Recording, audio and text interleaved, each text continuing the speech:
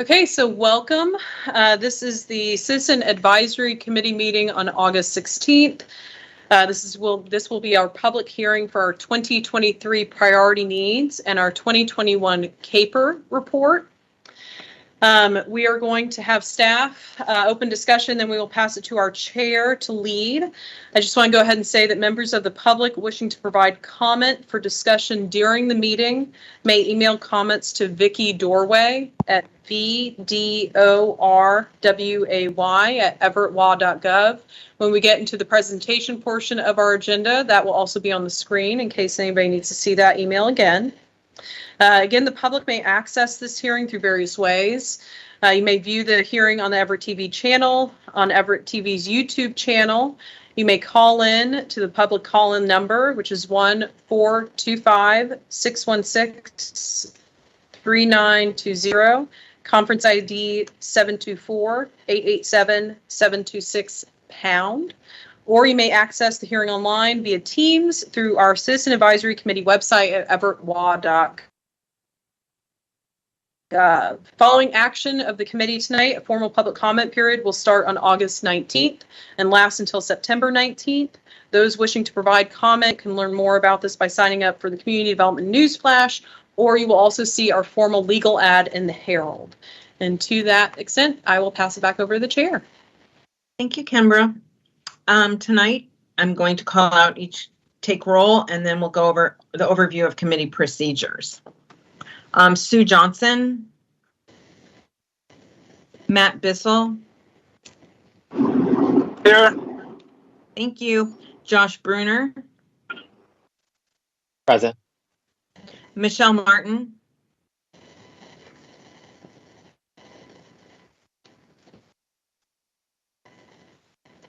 Michelle, are you on mute or having trouble again? I was on mute.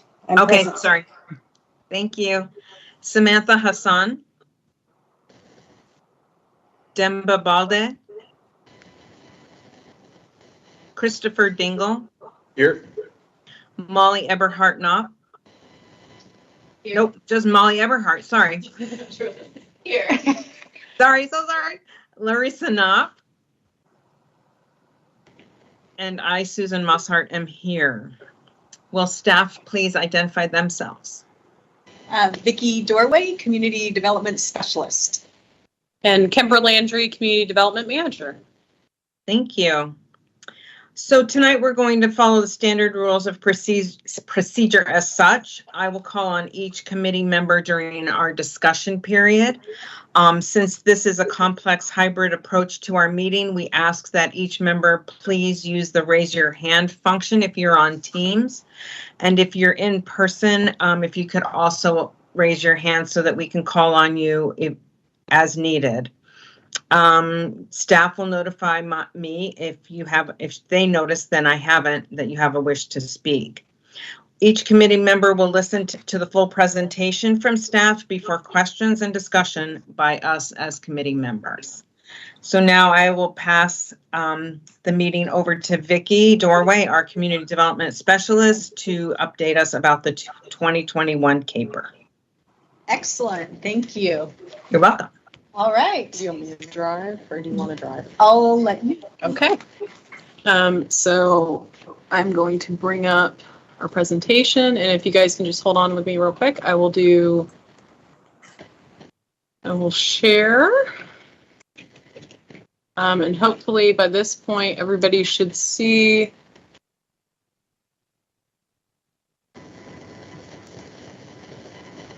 our PowerPoint presentation. Yes. Chair, great. Okay.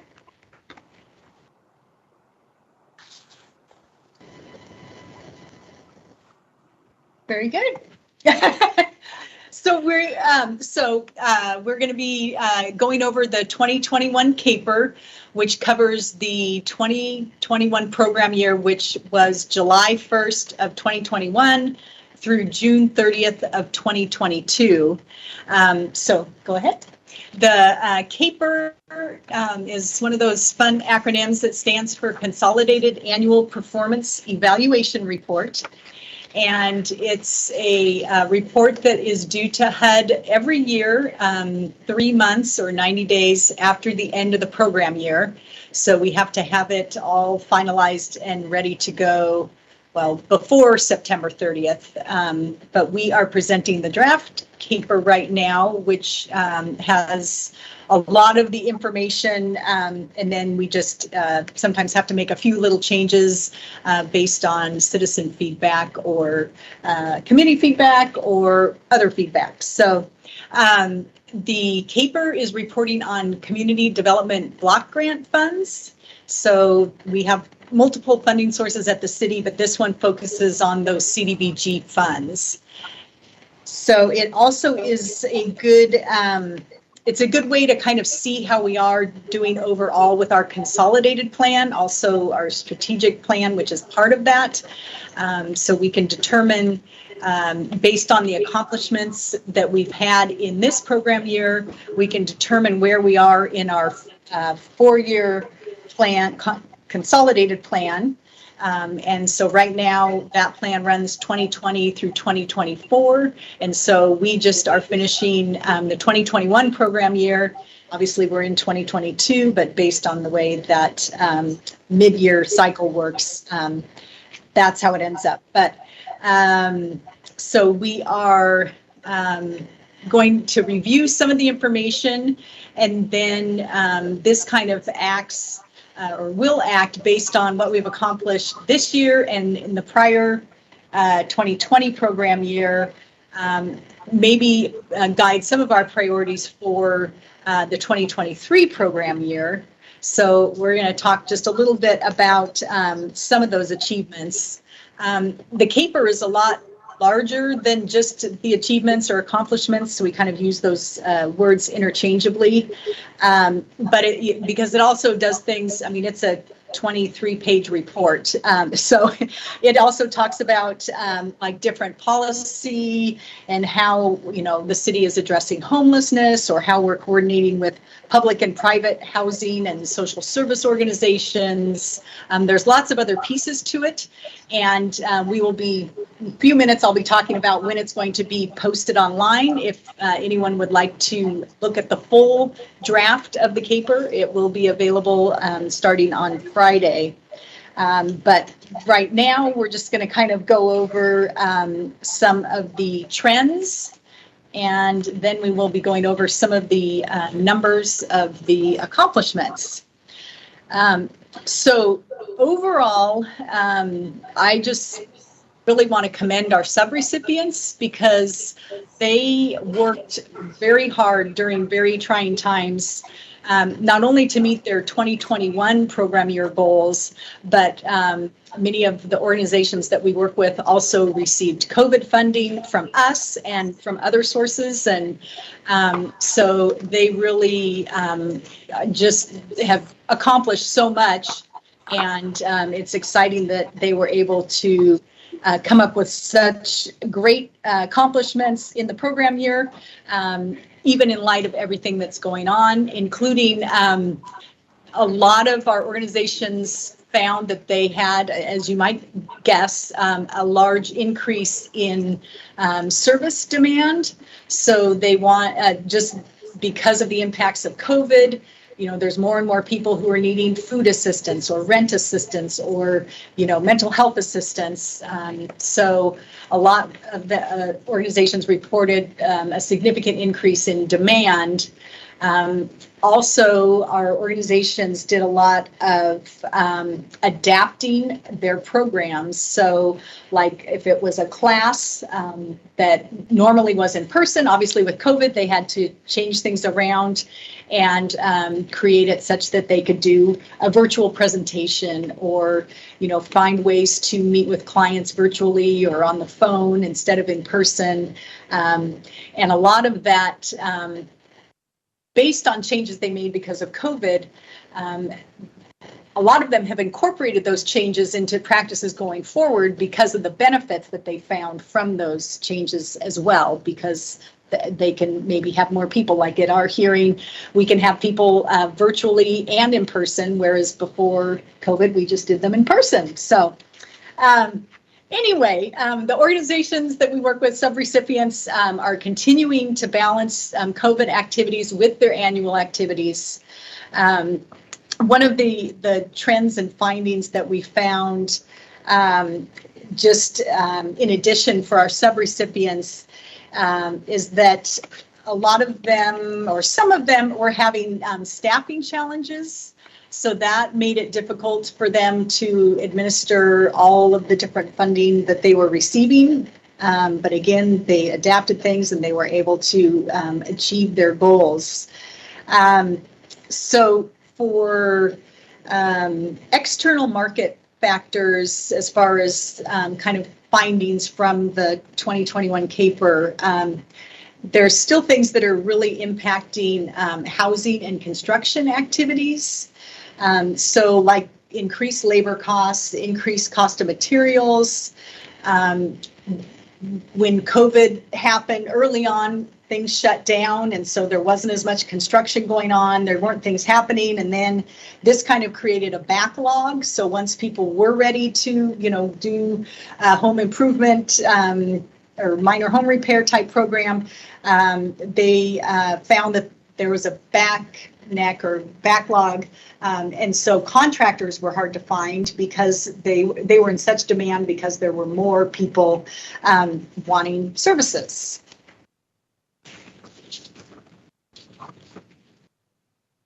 Okay, so now we are getting into kind of the nuts and bolts. This is the 2021 program year, and we focused basically the 4 goals that you see.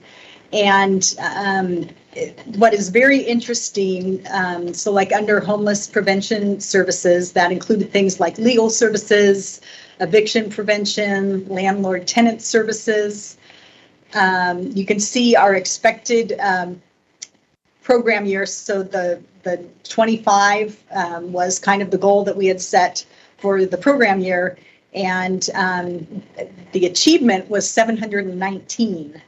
And if you look, that's really putting us in a good position for the strategic plan. And one thing I will mention is that we, because of COVID, some prior activities from the 2020 and the 2019 program year were delayed a little bit. So some of these numbers are reporting prior program year accomplishments that weren't reported in in the 2020. There's not that many of those, but that also boosted the numbers a little bit. And then if you look at the next one for public services, obviously we have really, I don't want to say overachieved, but we have tremendous accomplishments thanks to our subrecipients. We expected 150, and we had 18,569 was our actual number served. I will put a little caveat. These numbers might shift a little bit as we're getting just a few final figures and invoices in. Some of these numbers might change a little bit in the draft CAPER or before the final CAPER is submitted, but these are, fairly current and accurate numbers. I'm just looking at some of my notes to see what else. Oh, obviously, I didn't talk about that. These numbers also reflect COVID assistance. So we kind of had 2 rounds of COVID relief funding. And so some of the, it was considered the 2019 program year, but it didn't start in 2019 because COVID didn't start in 2019. But it is, let's see. So we have the 2. We have the first round of COVID funding and the second round of COVID funding. And so some of the first round of COVID funding results were not obtained until after the 2020 CAPER had been published. So those results are being reported in the 2021 program year. So that also increased the numbers. And then a lot of the second round of COVID relief funding are being reported in these numbers as well. And one of our COVID funded activities was a new program created because of the need due to COVID. There was a need for more food. And so we worked with some organizations, and they were able to achieve tremendous results serving the community and serving both kind of groceries type food and vegetables and things like that, in addition to warm meals. So they really added to the achievements for the program year in that. So looking, you can see the numbers. So like for the homeless prevention services that I was first talking about, we had $144,779 that went towards those programs that were helping in that goal. And then we had $268,000 and some change for the different public service activities that I was just talking about. For our housing rehabilitation programs, we were able to serve, well, our subrecipients were able to reserve, and our CHIP program, 113, and our goal was 75. And one thing to note, so you see CDBG program, the amount utilized was $219,694. Our CHIP program received a tremendous amount of program income. So $542,400 was program income that was received by CHIP during the 2021 program year. So that a lot of that funding was able to be used to cover administrative costs in addition to some of the loan costs. So they did not have to use as much of their entitlement funds, which were allocated through the CDBG funding round. And the last one, affordable housing. This was a lot of our rent assistance programs for COVID relief. And organizations did a tremendous job getting that money out into the community. We had a goal of 25 persons being served, and we ended up serving 494. And the funding for that was the $527,220.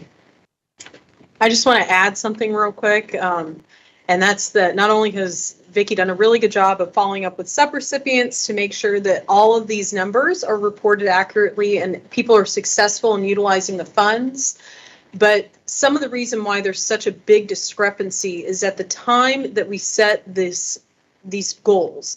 Obviously, it is September. It's almost September. It's August in 2022, and we're setting goals for 2023, which will start next July. Is very possible that shifts change with program capacity, service delivery, things like that. When these goals were initially set for 2021, we were still in 2020 dealing with COVID effects. We did not know about the second round of COVID funds that we would get. And so we decided to be more conservative, to not be punitive to subrecipients, so that we were still trying to meet the need of the community, but we just did not know that we were going to get a whole new round of funding coming in from the federal government. We were very lucky to get it. I think that obviously we see that there's a high need for both the public services and then the rental assistance, especially with the utilization of those funds. But that's the reason why, and homeless prevention, especially when it comes to eviction prevention. That's really where we see the highest demand for that. But that's the reason why there's such a high discrepancy between 25 and 719, 150 and 18,000. At the time that these were set, we really did not know what was coming, and we try to be able to meet our subrecipients in a way that allows for successful implementation of the funds. So I just want to add that real quick, background context for why that's such a big discrepancy, but obviously it was needed. So Great. Vicki, are you okay if I move forward? Yes, indeed. The next step for the CAPER is we are going to be sending a notice to the Herald and sending out a news flash that will be posted and we'll post it online on August 19th. And then there's going to be a 30-day public comment period. So we'll take written comments to myself, the doorway at everettwa.gov, doorway with 1 O. And I'll be taking those until September 19th. So citizens and the committee are welcome once we have the draft a little more polished before Friday. We'll be kicking that out for review. Wonderful. So, Chair, if it is okay with you, I will move into our second agenda item. That's very good with me. Great. Okay. So if you cannot see me, this is Kimber Landry, Community Development Manager. I'm going to go through our 2023 priority needs, whereas Vicki just went through our 2021 accomplishments. And that was pursuant to the CDBG funding source, which is our largest pot of money that we have available. Our 2023 priority needs are established for all 4 funding sources that we receive annually. So for our new committee members, if there is a question that you have on anything that's about to move forward, please do not hesitate to ask. Okay, so we're just going to visit some standard requirements with this. Again, the public process for this is that identification of priority needs for the next program year require a public hearing and public comment period under federal guidance. Again, those comments, just like the CAPER comments, must be submitted in writing.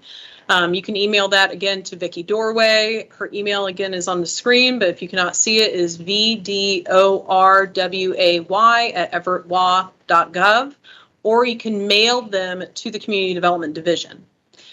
Comments for the public needs are concurrent with the same 2021 CAPER comment period, and that will be from August 19th until September 19th of this year. Okay, so again, just a quick overview. Priority needs set the funding priorities for our human needs funds. Because those are funded by the city of Everett, they run on our calendar fiscal year basis, which is from January to December of the calendar year. For next year, that's going to be a 2023. The CDBG, home, both of our federal funding sources, and the AHTF, or Affordable Housing Trust funds, are state dollars, and those run on a mid-year fiscal cycle. So again, the actions that we take tonight in 2022 will set for the mid-year fiscal cycle for our federal and our state dollars that will start next July. And then that program year, again, as you're now familiar with from the CAPER, runs until the June of the next following year. Priority needs for all of these are really helped and guided by the needs that we have set for the 2020 to 2024 Consolidated Plan. Even though the Consolidated Plan is really only for the CDBG funds, we use that because of the extensive public engagement that we have to conduct for the Consolidated Plan, as well as just trying to constantly check in with where we're at on progress with that. And so again, the 2023 program year is year 4 of 5 of the Consolidated Plan. So we're in the 3rd year, which is 2022, and 2023 will be year 4. So before we dive into the 2023 priority needs, we're going to revisit what we did for supplemental funding. And with that, the committee met, I believe, June. Right? It was June, right? Let me just make sure. July. It was July. No. June. It was June. Oh, yeah. Goodness gracious. It's been a long summer. Anyway, so we met in June to establish priority needs for what was going to be about approximately $500,000 to go out for additional funding. At the time, we established those priority needs for non-service projects, and we do that because the CDBG program has caps for public service at 15%. and it has caps for administration, but non-service projects, which are all of our capital improvements, property acquisition, economic development, et cetera, all of those projects do not have a cap. And so whenever we go out for supplemental funding, we try and prioritize for non-service projects so that we stay within the HUD thresholds.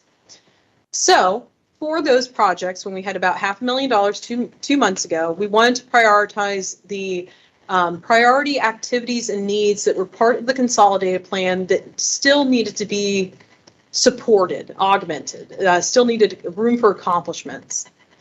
Of those, we have housing, which focused on rehabilitation for homeowners and rental units. We had direct financial assistance for home buyers. Under homelessness, we looked at prioritizing to allow for additional beds to be added to shelters.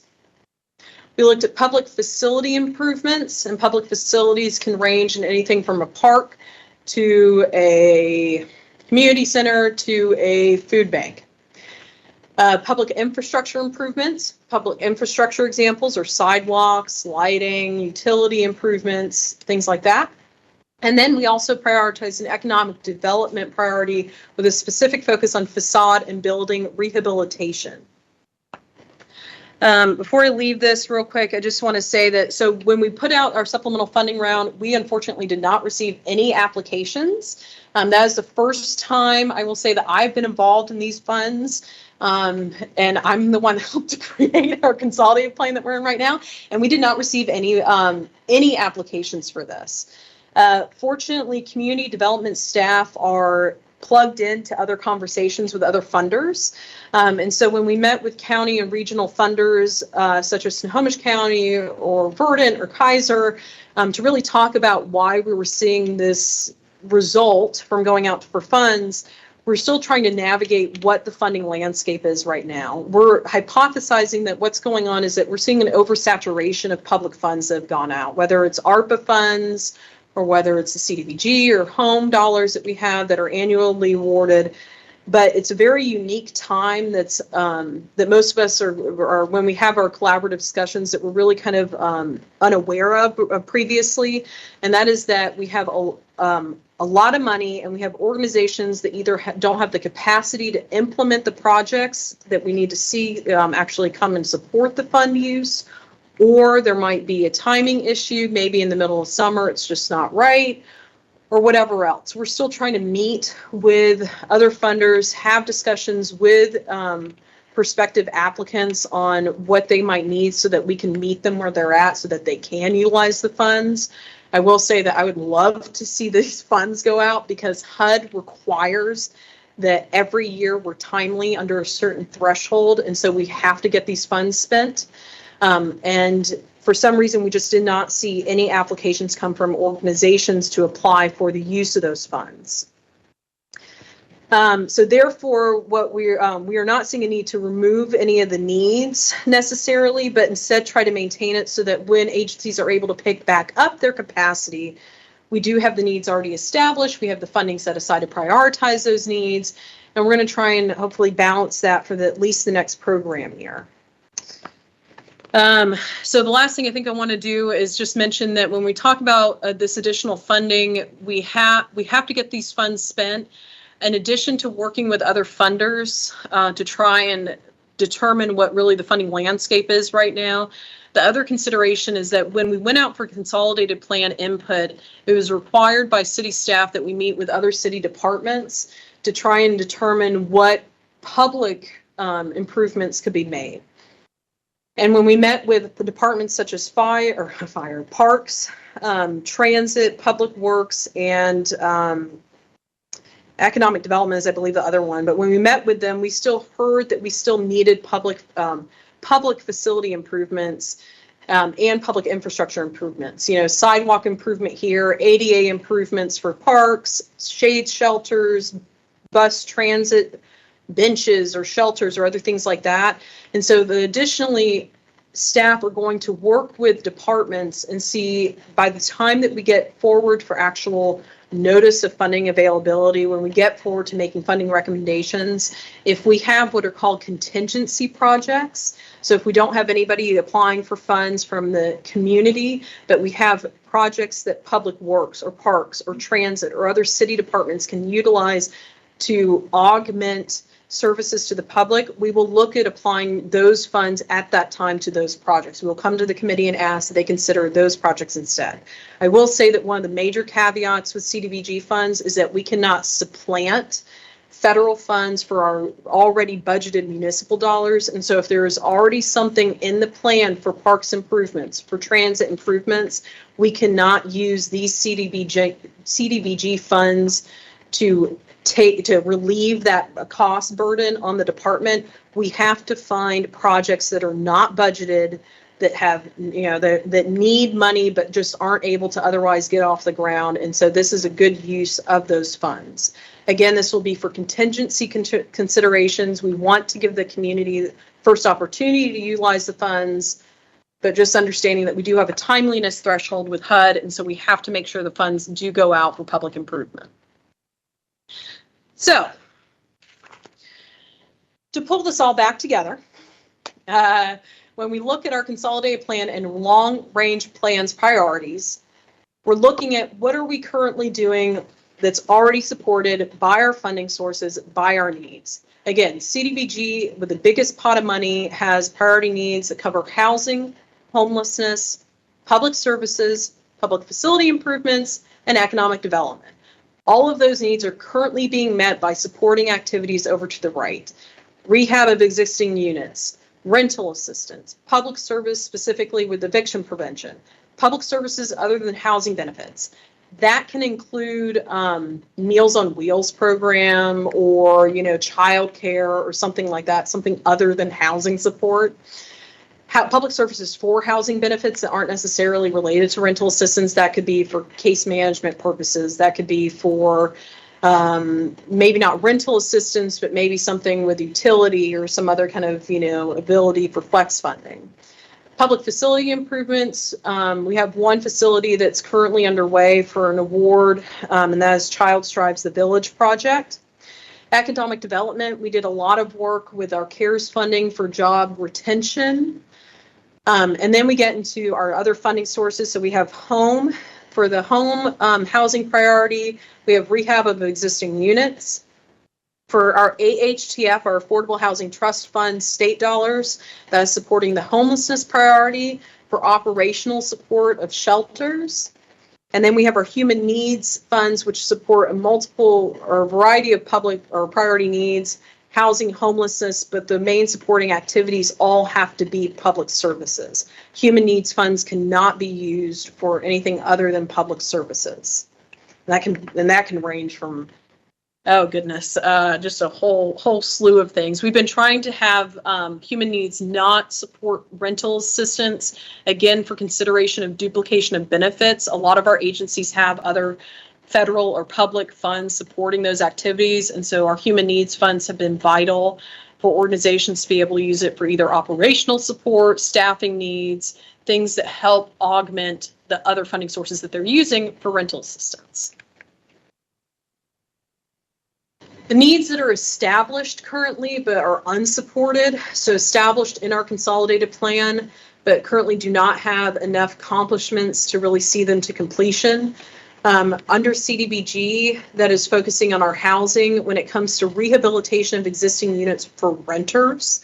We have a metric of needing to have 50 rental units rehabbed over the 5-year period. We've only done 20 at this time. And to that point, I will, for the sake of transparency, also mention that project was a project that actually started in 2019. However, because it was delayed due to both trying to get the actual contract going during the regular program year, which can take a few months because we don't get our contract from HUD until September. By the time that COVID hit, that project really kind of was, I'm not going to say dead in the water, but stalled in the water. And it wasn't until later in 2020 and in early 2021 that we actually got to see the accomplishment of that project, which is why it's currently supporting this consolidated plan. But we still have opportunity. We still have 25 more units to meet on that activity. So I would love to see us be able to fulfill that. Acquisition of existing units through direct homebuyer assistance. I will say also that in addition to the work that staff are doing for the funding considerations and with the discussion with the departments, we are also going to be meeting with our financial institutions that do homebuyer assistance to talk with them. Right now, they are seeing just like we saw with our CHIP program income, our financial institutions are seeing program income come in for homebuyer assistance. I kind of need to go on a brief tangent here, which is that anytime that we give funds for a financial institution for homebuyer assistance, that is given through a loan form. When that is paid back to the financial institution, and this is the same policy for our CHIP program, when that's paid back to the entity that is awarded those funds to the client, it comes back in the form of program income. But that program income is restricted to have to go back out for the exact same use in which it was awarded. So if somebody is paying back a loan because they got homebuyer assistance, then the money that they are paying back has to go back out for homebuyer assistance. Right now, our financial institutions have program income because they had the same trend that our community housing improvement program did, which is when, of course, if you are a home buyer, you are aware that at one point the market rate got really appealing for redoing your interest rate on your home loan. And so a lot of people paid off previous loans, and that caused a lot of program income to come back in place because they were refinancing their mortgages. And so when we see that trend occur, and we've seen that, we saw a spike in it in late 2020, early 2021, but now we're seeing that kind of start to go on a downward trend again and we're hopefully going to see that plateau, because program income is still important for our agencies to operate on, because it allows us to leverage our public funds better with our actual awarded dollars. But that is something that we have entities that still have program income, and we will be working with them on what it will look like to try and get those funds actually implemented. Because we want to be able to at least assist 5 home buyers during this 5-year period. So in some ways, you can see that the conservative amounts that we have or accomplishments that we have can sometimes be useful if we haven't had anybody meet them yet. And then sometimes at the same time, especially during a pandemic, it is very hard to project how that's going to go. Under homelessness priority for CDBG funds, we still have not seen an activity support assisted bed placement or shelter beds added. We are hoping to have 20 shelter beds added.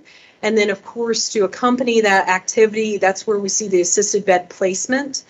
It was kind of a hand-in-hand kind of priority and activity where if somebody were to add 20 additional shelter beds, they also had the support for the cost and operation of those shelter beds.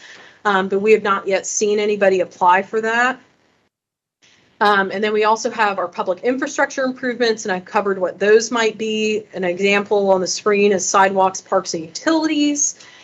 And economic development for facade treatment and building rehab, we have still not seen either. The last one that we have is home funds, and the priority need for that is, of course, housing. Home dollars are really prioritized only for housing activities, and this is the only funding source that can also do the creation of new units. I do want to say that it's not as though new units are not being created. However, you have our significant community players such as Everett Housing Authority, Housing Hope. They are doing projects actively. Of course, Everett Housing Authority has their big Madrona Square project that is up in the northeast portion of Everett. Housing Hope, I know, is doing some opportunities outside of the city right now.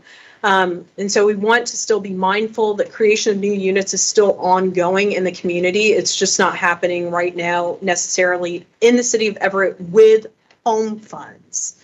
So I know that Everett Housing Authority was able to utilize Snohomish County home funds, but they also have a much larger pot of funds to utilize for that. And so leveraging a larger award for a bigger project is definitely more logical than trying to use a smaller amount and having to go through the same type of federal underwriting or overview requirements for it. So I just want us to be mindful that creation of new units is still out there, but we're just not seeing it right now with the utilization of our home dollars.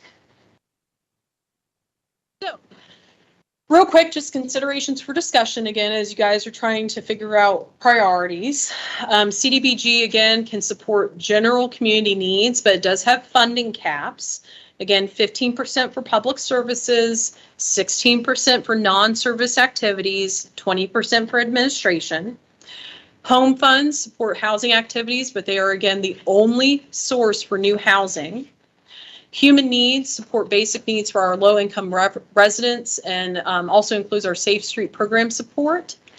And affordable housing trust funds are also available for our shelter support operations. So this is a very busy screen, but to read it for those who might not otherwise see it, our staff recommendation when it comes to the priority needs is really just to maintain what we already have established.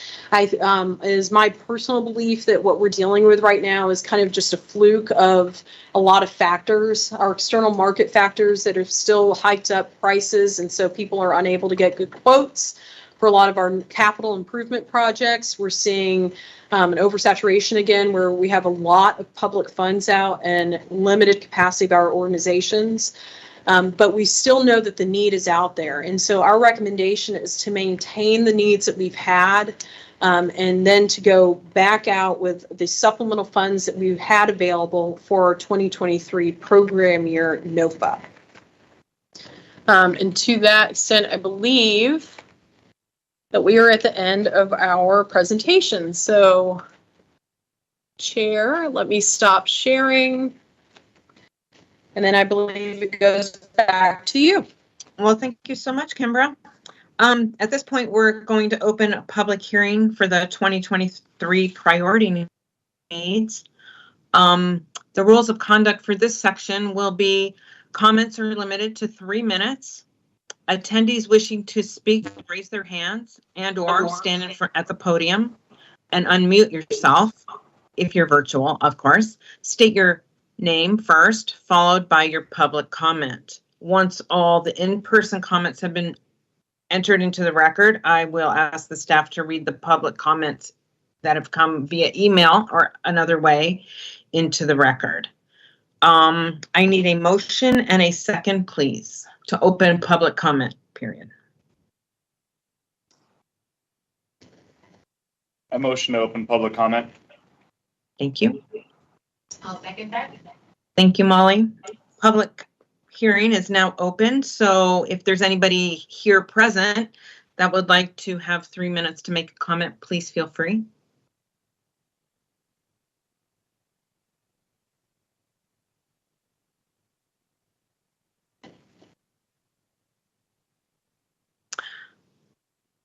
Since we don't have any in-person people, Vicki, would you like to read any comments that you've received via email or phone?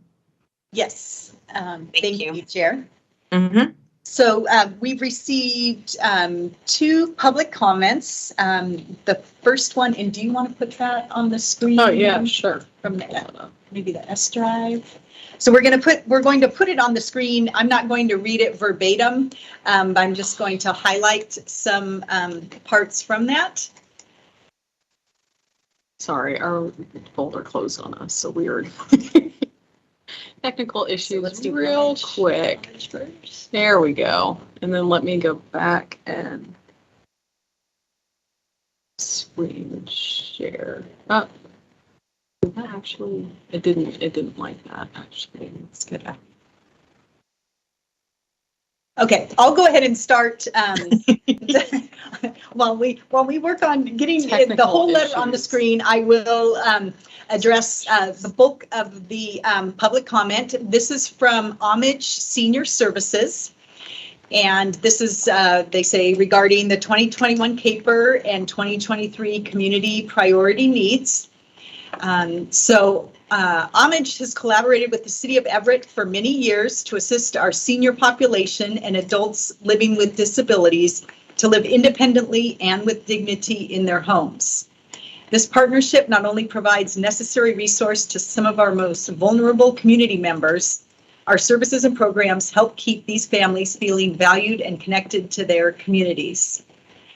So Homage provides an affordable option for meeting many community needs, such as a safe and affordable living environment, reliable transportation, and also for access to medical care and increased food security with access to nutritious meals, and also an expanded focus on mental health support services.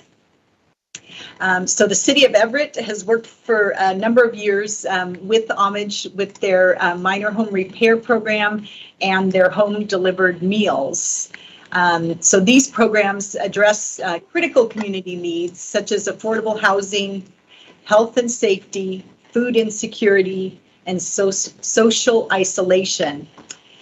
One thing they do note is an increased focus on a critical need has emerged over the last few years with their mental health and wellness programs, and those have really become an essential service for Homage due to the need that they have seen for that. Their numbers for geriatric depression screenings have nearly doubled.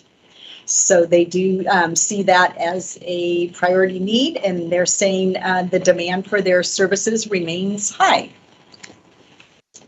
Okay, so I will stop sharing that one and then let me get back to our other comments.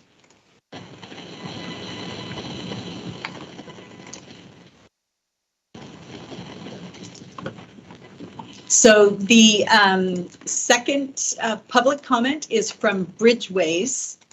And Bridgeways has received human needs grants in the past, and they're also a current recipient.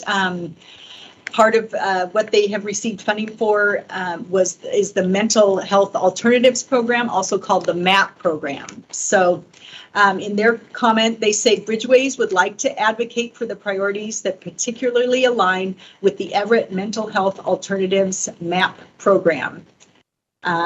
So this program is more necessary now than ever for the health and safety of citizens of Everett. Over the years since 2014, it's maintained high reductions in recidivism, and it's seen to be a solution to the complex challenges that individuals with mental health concern face when they have encounters with law enforcement. The MAP program reduces costs to taxpayers. That costs $142.63 per day to house someone in jail in Snohomish County, which equates to $52,059 a year for one person. The MAP program serves 15 to 20 people annually, and they are only requesting $50,000 a year from the city of Everett. So taxpayer dollars go 15 to 20 times further with the MAP program than they would with the current cost of jailing them. Their programs also help participants get off the cycle of repeat offenses, which are very costly to society, both socially and financially. MAP participants are often high utilizers of some of the services like first responders, emergency room services, criminal justice, and those can place further financial burdens on our community. So they're saying taxpayers get a much better value while participants achieve greater stability, wellness, engagement, and are better positioned for future success. So they are looking, they're urging the committee to prioritize the mental health alternatives program and the work that they do for the priority needs.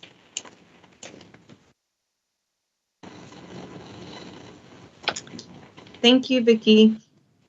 If there are no other public comments at this time, nothing else has come in? Nothing else has come in. Okay. Then we can now close the public hearing section, and I will again need a motion and a second in order to close it. Motion to close the public comment section. I second that motion.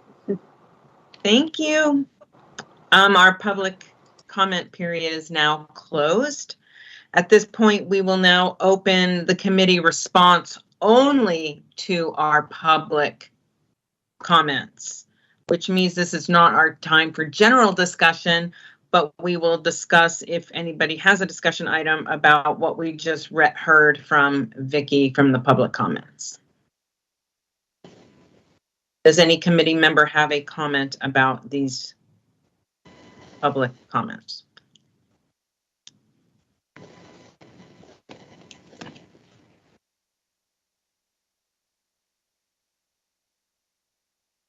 Okay, I'm taking that as a we don't have any. So we will be moving along. Okay, so at this point, what we're going to do is discuss and take action eventually of the priorities as they've been presented by staff. And if you could pull up the list of priorities as they exist now, that would be much appreciated.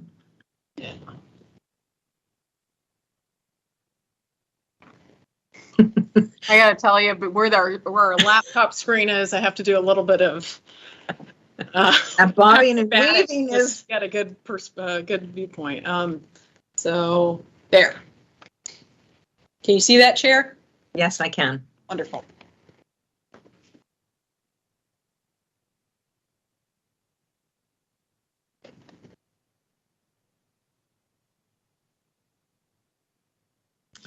So we can do this one of two ways. We can either just open it up for general discussion, and if you have something, great. And if not, I can go through the list on you and find out if you have a comment or discussion. Chair, are you able to say that again? I'm afraid that we in the conference room had a bit of an interference. Can you say that again? I can say that again. I'm going to go through the roster and just, for those of us that are here, ask each individual committee member if they have any discussion or questions about. Does that make sense? Yes. You can hear me? You can. You got softer and then it got normal and then it got softer. So we're seeing if we can. Chair, if you don't mind calling on one of the other committee members who is virtual to start the discussion, we'll see if this is a bigger issue. Okay, Matt Bissell, do you have any comments or questions about the staff recommendations? No, I don't have any comments. Josh Bruner, do you have any comments, questions? No comments or questions from me. Thank you. Thank you. Michelle Martin, questions or comments? I just had one sort of question in thinking about the supplemental funding round and no applications. I'm wondering, is there a role for committee members to help get the word out? But in general, I do support the priorities as identified by the staff. So. Staff, do you want to answer that question or do you want to wait? No, that we'd be happy to answer it now. No, I think I would actually very much appreciate committee members helping to get the word out for opportunities for utilization of funds. The good news that we haven't put forth yet is that our application round for the 2023 program year will actually be open for 5 weeks. And so that gives a substantial amount of time for applicants to get any proposals together. We will be presenting the timeline for all of that later on in the meeting. But I would greatly appreciate helping to get the word out for these funds. So yes, any involvement that committee members are able to support with that would be appreciated. Good question. Christopher Dingle, do you have any questions or comments? I do. I'm curious as far as looking at this list of staff recommendations, going down the list, the shelter beds, assisted bed placement, et cetera, public services associated with homelessness. Can any of that fund be utilized towards drug treatment programs, drug rehabilitation? Yeah, absolutely. It's interesting right now I know that Snohomish County just passed a substantial bill. I think it's about for approximately $5 million.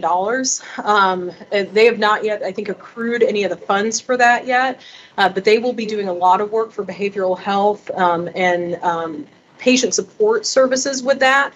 However, of course, because that funding is not yet readily available, our funds can be used to help to support anything. I think that because that funding is going to end up becoming available in such a substantial amount of funds that will be there, approximately, and it's for I think $5 million over 5 years. So you're looking at a $1 million allocation every year, and that kind of.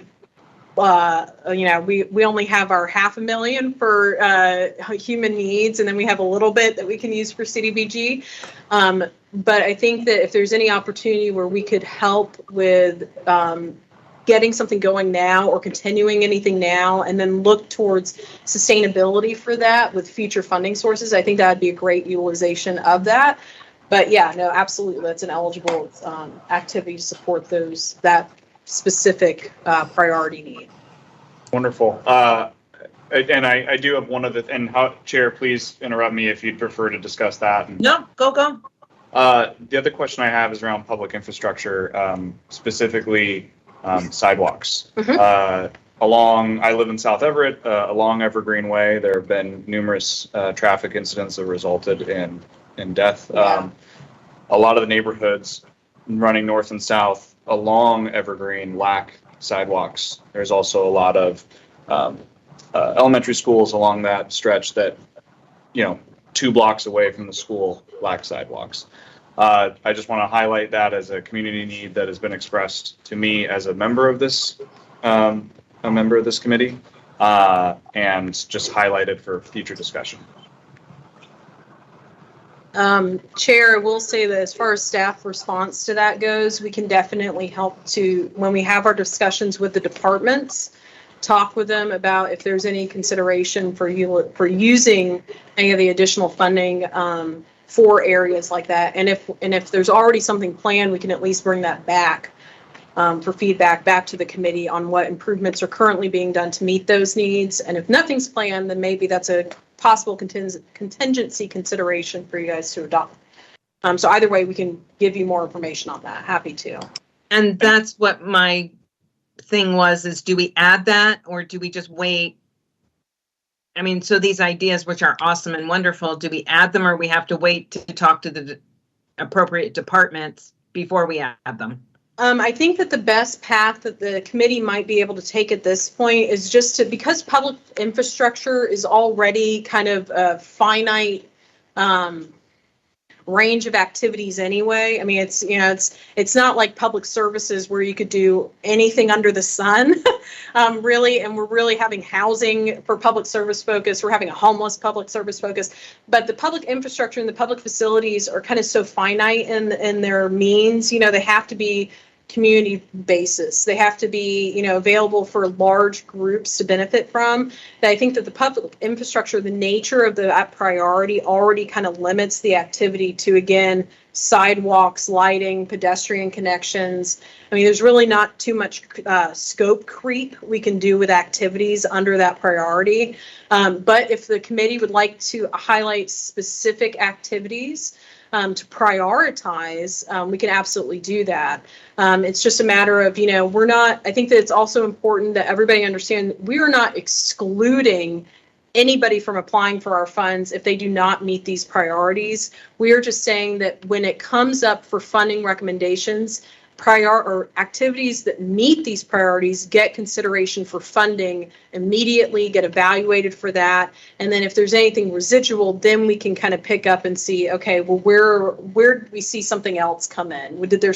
Was there a priority that we missed that somebody else really would like to apply for funding for? And, that's through an application. So if the committee would like to keep public infrastructure open to see if there's anything else that comes in, you can choose to do so. Or if you would like to specify a supporting activity for that priority need, we can absolutely do that as well. Thank you for clarifying. And Go sorry, ahead, Chair, I have one last question, I swear, and then Don't even worry about it. Go for it. So the issue of housing and rental assistance, I believe this was asked at an earlier meeting, and we were told this would be the meeting to discuss it, but in with rental assistance, utility assistance. Oh, yeah. I don't know if that is something that can be kind of connected there, but if you're struggling to meet your rent or you're struggling to meet your home payment, whatever, utilities are the next thing to go. Gets into quality of life, and especially as an example, as we're seeing in Snohomish County right now with issues with trash collection and disposal. Right, there's major issues, and so if people are not able to afford the utility or are taking their trash to the county dump, which is closed, it has to go somewhere. And you start to see that piling up in neighborhoods that are already, socioeconomically disadvantaged. So just an idea, utility support alongside rental assistance, if that's possible. And I am done, Chair. Thank you for humoring me. I appreciate it. No humoring. We really need this, committee member. We really need this change and focus, and so no worries. Thank you so much for bringing it forward. I appreciate it. Molly Eberhardt, do you have any questions, comments, or additions? Yeah, so this kind of picks up from the last conversation. The two public comments we heard were about mental health services and services for seniors and disabled people, neither of which you see explicitly on this list.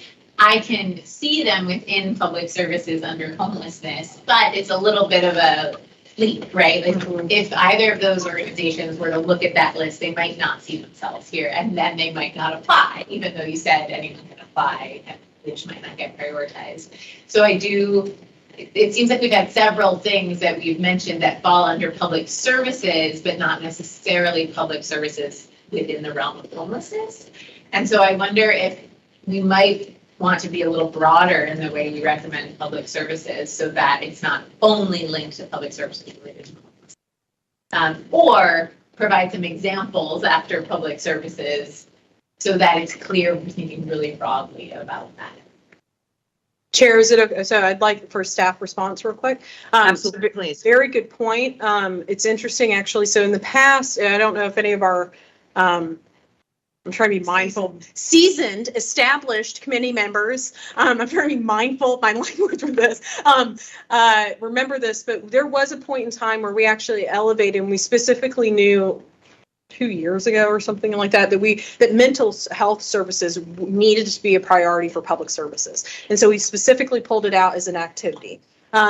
We can absolutely do that again.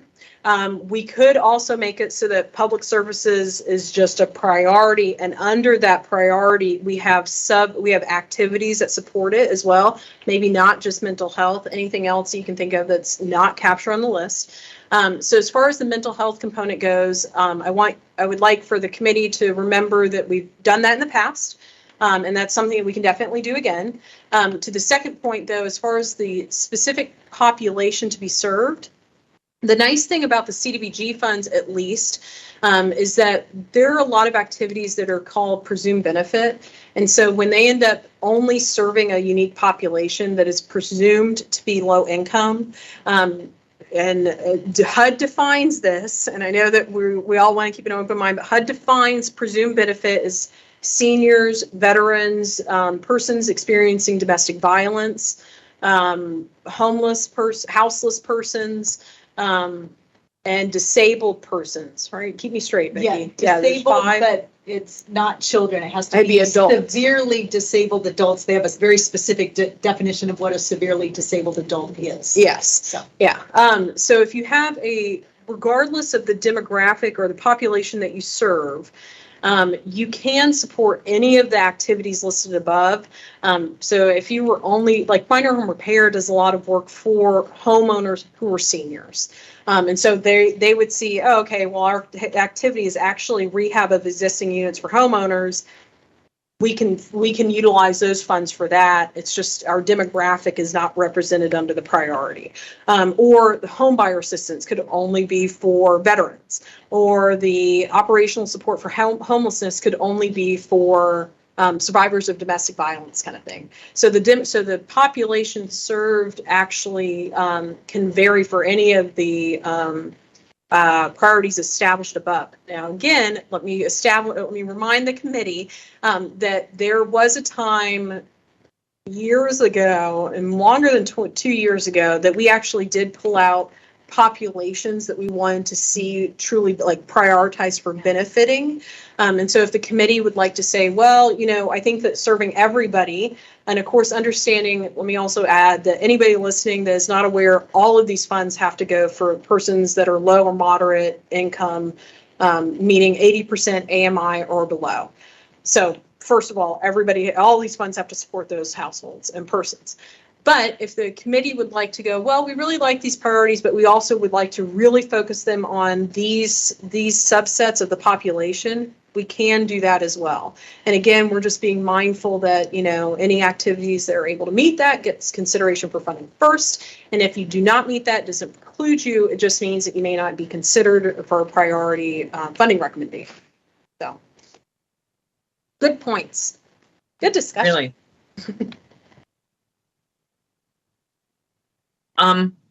At this point, I don't have any questions or comments myself.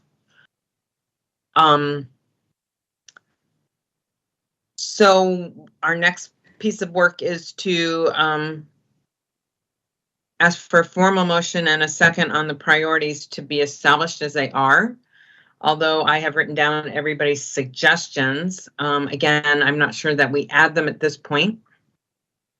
Actually, Chair, we would like for, I think that it would be best if we had committee members that, if they would like to make changes, are able to present a motion that includes any proposed changes. And then, of course, if we are able to have discussion on that motion, then we can do that. But I think that it might be better that we have a motion that is presented, seconded, and then discussion, and then you guys can all vote on that specific motion. Oh, so that all 4 or 5 pieces that we've added will get a separate motion and vote? No, if a committee member would like to make a motion that encompasses all changes, Okay. or the priorities, they can do so. Or, Okay. you know, if we end up needing to reject the motion for whatever reason, because it's not encompassing of all, but you may want to maybe have some of our committee members that may have come up with some of the suggestions help to formulate the motions if they are comfortable in doing so. So then I'm turning it back to Chris. Yes. Thank you, Chair. You're I will take a stab at this, and please stop me as soon as I go off the rails here. But I would like to make a motion to include utility assistance as a priority within our rental assistance staff recommendation, or sorry, I should say our action of priorities.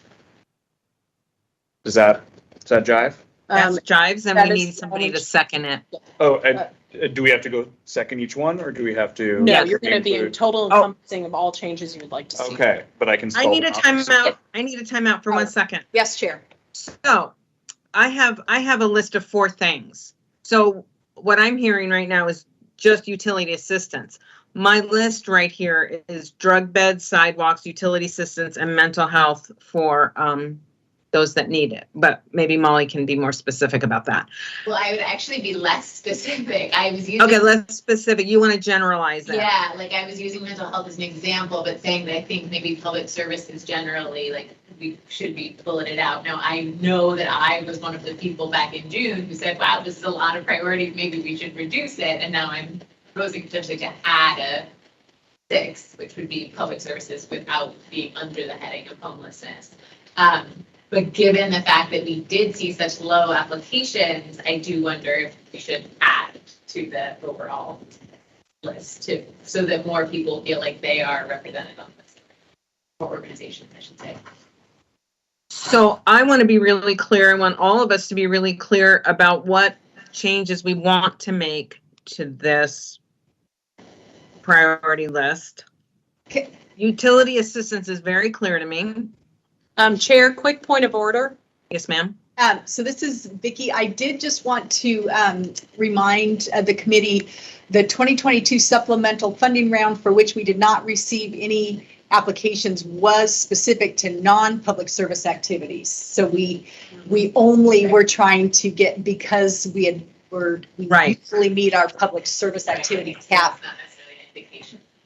Right. Right, Those are but ones. that's not to say your point isn't valid. I just wanted to clarify that. Thank you, Chair.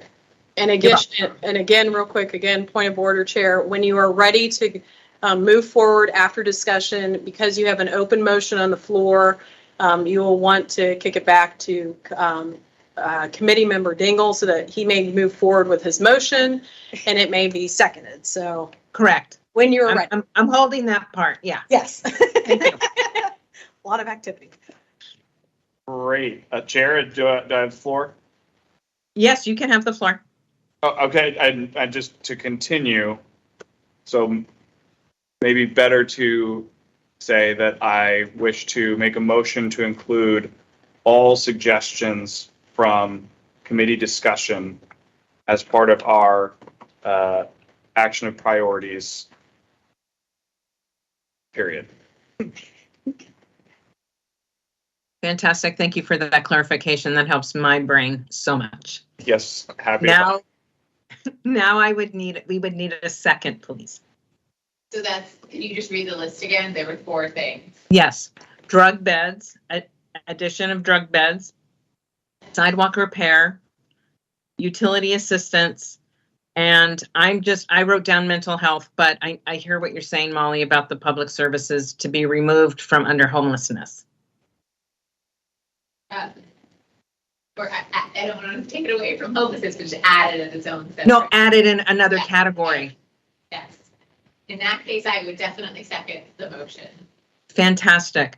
I'm now going to ask us to vote on that, please. Oh, And real so quick. Yep. Chair, point of order, I would have us open up any discussion from any other committee Thank you members so on much. the presented motion as it stands. Okay. I'm learning so much tonight, which is exciting. So if there are anybody that would like on the committee that would like to have a discussion about what is being proposed or the motions that have been made so far, please feel free to raise your hand and we will call on you.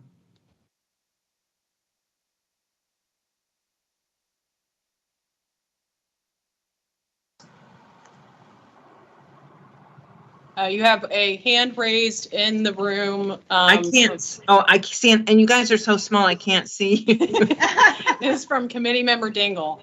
Okay, committee member I Dingle. want to, if possible, have a question to staff as it relates to it. So specifically, Chair, when we made this motion, you noted the language was drug beds, was sidewalk repair. I just wanted to ask the question, how specific do we need to make it when it comes to, does it need to be broader and say, drug rehabilitation, drug, Oh, right. drug That's beds, good. or do we need, or as an example, sidewalks, does it need to be either sidewalk repair or sidewalk installation? Does that make a difference, or is the intent enough? Does that make sense? Yeah, I think that it's worth actually in this instance being a little bit more general. So for those that can also see the screen, I thought that it would be clearer for all of us if I incorporated our changes as we were discussing them. And so it's for example, under public infrastructure, a supporting activity, and I know that we are also having our priorities spill over, and I apologize for that. But a supporting activity for public infrastructure would be sidewalk improvements. And that would end up being a catch-all for both installation, development, repair, whatever that might be.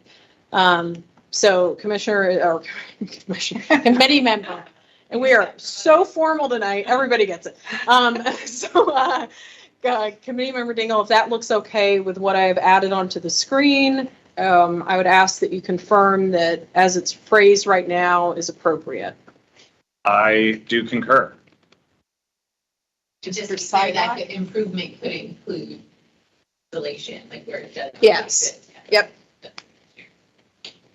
And are you just asking for clarification on sidewalk or about, because we haven't had it in the rehab beds or rehab facilities? Oh, yeah. So the only one that's missing then is, so for a point of clarification from staff, if we're looking at adding what's behavioral health or substance abuse support services, where would we like to place that? Under homelessness, Public services. Public services, Agreed. if I'm allowed to have an opinion. Oh, yes, Chair, you are allowed to have an opinion. Okay, so behavioral and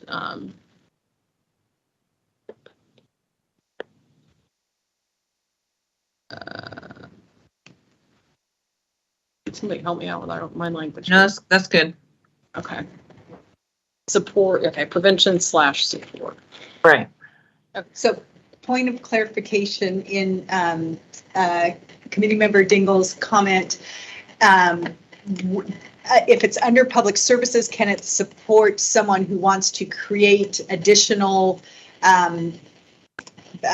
substance abuse beds? Rehab. If that is a question, I'm going to go ahead and completely plead ignorance, and that in terms of the definition of a bed and what that means as it relates to either treatment, resources, et cetera, I'm not aware, and that's why I asked the question. I want to make sure that we're not pigeonholing ourselves into something where we can't provide some sort of additional resource, and it must be a physical location where someone is going to be staying while undergoing treatment. So, not to complicate your clarification, but that was my intent with asking the clarification question. So I guess, Kimber, my question also includes, so if we have behavioral health under public services, could that still include additional beds? Additional Like- shelter beds under the yeah. homelessness priority? Because we So- also have it under homeless. Yeah, so so as it stands right now, so adding shelter beds and assisted bed placement is under homelessness as the priority, regardless of the population that it serves for that.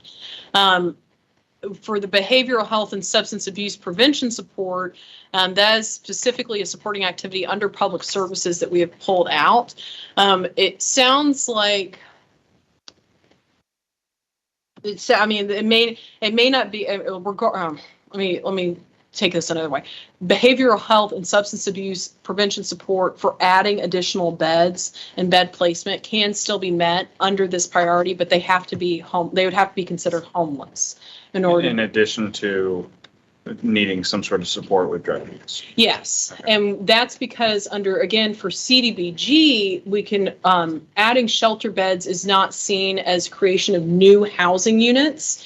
But if we wanted to be specific and we wanted to only hold off on or support creation of new housing units for behavioral health facilities, then we have to be mindful that that's only going to be supported by the home funds. So CDBG looks at the fact that we're adding shelter beds as a useful or as an eligible use of the funds if it's under homelessness. If we pull out behavioral health for adding shelter beds, and we are saying only home funds will be used to support that activity. Otherwise, it's anybody under the homeless adding shelter bed priority that's listed, and we're also supporting specifically public services that help to augment behavioral health and substance abuse prevention support. And that could be case management, supportive services otherwise. That is not going to be focused on necessarily creation of new beds. I think to me, the important thing is that someone looking at this list of priorities who was at the intersection of those somehow, right? Like mental health, drug abuse, homelessness, needing support with shelter, would think, oh, it's at least worth me applying because I'm represented in a couple different places here, even if it's not like a perfect Venn diagram, right? So is that right? Like that's personally, I'm thinking of this list as making sure we get great organizations to apply. Mhm. And I think that even though they're separated a bit, I think this at least makes it clear that we're really committed to those two areas. And anything which they may or may not overlap. So again, if somebody was doing a behavioral health facility and they wanted to add beds to it, they could do it. However, the persons that they're serving would have to be considered homeless. Or they could apply to us for public services for a case manager at their behavioral health clinic or facility otherwise.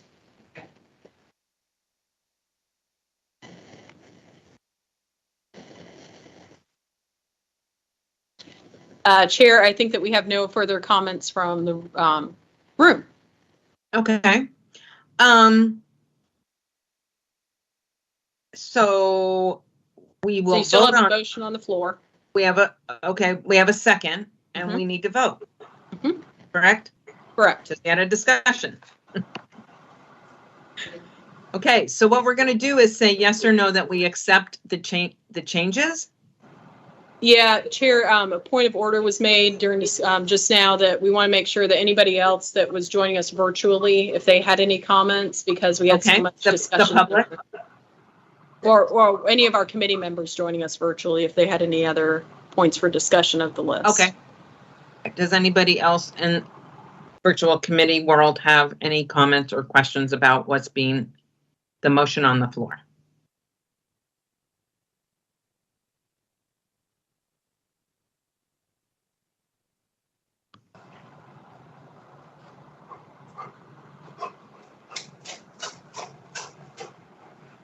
I'm thinking that means no. So now can I? Yes, now you may move forward, Chair. Thank you so much. You're welcome so much. Matt Bissell, would you like to place your vote, please? Yeah, my vote is yes. Thank you. Josh Bruner, Yes. Michelle Martin,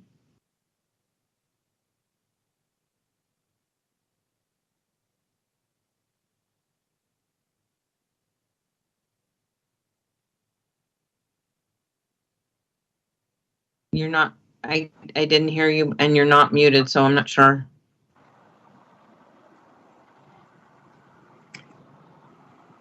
Do I come back? This is Michelle, and I was offline for just a moment. My internet keeps going in and out, so I didn't know if you called on me. I did. Okay. You want to know if I saying yes? Yes, if you, what your vote is for the changes. My vote is yes. Thank you. Christopher Dingle, Yes. Molly Eberhart, Yes. and I, Susan Mossart, say yes as well. So we have accepted the changes made to the staff recommendations for these priorities. Okay, now I get to do staff updates. You can pass it back. Thank you, Chair, and thank you to all the committee members. Yes. This is fantastic. This allows us to be able to move forward. And so in order to do that, I'm going to bring back up our PowerPoint only because it'll get busy again, and there's a lot of stuff coming up for us to go over. So if you guys can just bear with me for just a second, and we're going to get through. So hopefully everybody should see our 2023 NOFA on the screen. Yes. Wonderful. Okay. So staff updates and next steps. So again, immediately following this, and I'm sorry, I think I missed a slide. So let me pause on this. Immediately following the decisions that were just made on with the priority needs, we will have our public comment period again that is running concurrent both for the 2021 paper as well as for the priority needs that were just established, and that is from August 19th until September 19th. During that time, staff also plan to go to City Council for briefing and proposed action. And again, the CAPER is due to HUD on September 30th. Okay, so following City Council action, we will formally open up our 2023 NOFA, which stands for the Notice of Funding Availability. And that means that this is that 5-week period where from September 19th until October 24th, we are going to have applications open for submission. This year is a new year, so if you're a committee member that is helping to spread the word that we have money, please let your potential applicants know that we are only accepting applications through Amplifund for this funding, and we will be doing this now in perpetuity moving forward. We are no longer accepting any paper applications, and if you are an established or seasoned committee member, then you will be happy because that means no more notebooks. It means everything's online. And so again, that's a 5-week period. During that time, we are going to have an Amplifund applicant training session. And that is on, or I'm sorry, that's actually a little bit before that. That is on September 12th. And that is where we're going to be hosting a live session for any of our potential applicants to not only get training from Amplifund staff, but also to be able to utilize any of the features online that they want to get familiar with before they actually start their formal application. And then during the formal application process or period, staff will be holding 2 technical assistance opportunities for applicants. That is both from October 4th through the 6th, as well as October 18th through the 20th. So again, if you are looking at being a potential applicant and you are having some issues that you need to work through, staff will be available during 2 sessions for a total of 4 days during that time.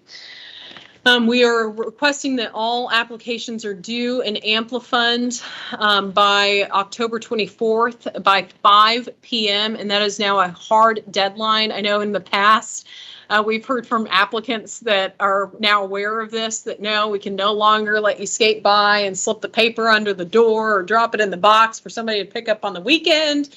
This is now truly a hard deadline because this is through the electronic system. So if you do not meet that 5 o'clock deadline, we cannot accommodate any late submissions. So please be mindful of that. Additional dates that we have are that following our NOFA period, we will have the application review process. And so staff are first going to look and review federal and state applications. Again, that is our CDBG, our home, and our AHTF funds, October 25th through the 28th. And then we are giving that over to this Citizen Advisory Committee for your review of just those federal and state applications. And that's from October 31st through November 9th. And then while the committee is reviewing those applications, staff is going to go back and review the human needs applications November 1st through November 17th. We've done this because typically we receive more human needs applications than we do for federal and state applications. We are also then giving a little bit more time for the committee then to review the human needs applications from November 18th through the December 5th. And the upcoming public hearings then that we have for these funds and opportunities is on November 15th, we will have our federal and state funding recommendations, and on December 13th, we will have our human needs funding recommendations. I will make a note to the committee that following this public hearing, this is the next time we will have a public hearing, but it does not mean that you will not see your committee or staff during that time, because during all that time between these public hearings, the committee's going to meet again. So, and that's really for Amplifund and for the committee to be familiar with Amplifund and for also the committee to understand everything that we've done for improvements to Amplifund. So on August 29th, the CAC subcommittee will meet again, and that is to finalize improvements in the system. And then on September 27th, the CAC will hold a public meeting on Amplifund. That will not be a public hearing. We will not have formal comment period after it.